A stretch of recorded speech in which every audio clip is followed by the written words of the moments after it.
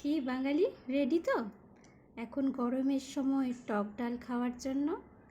হ্যাঁ, আজকে আমাদের দুপুরের মেনুতে ছিল ভাত, টক ডাল মানে আম দিয়ে ডাল, আর ছিল উচ্ছে ভাজা। উচ্ছে ভাজা ছাড়া তো গরমটা বৃথা, তাই না? আর সব বড়রা সবাই বলে যে গরমের সময় নাকি বেশি বেশি করে তেতো খেতে হয়। তো চাকা চাকা করে ঘিয়ে ভেজে নিয়েছিলাম উচ্ছে ভাজা, আর সঙ্গে করেছিলাম একটুখানি আলু ভাজা, যেটা আমার টক ডালের সাথে একদম অনবদ্য লাগে। কারণ টক ডালের টেস্ট একদমই লাগে না যখন এই আলু ভাজাটা থাকে না। আর সঙ্গে নিয়েছিলাম এর মধ্যে শুকনো লঙ্কা একটা ভেজে, আর নিয়েছিলাম ডিমের অমলেট। ব্যাস, একদম মনের মতো খাবার প্লেটে এসে হাজির।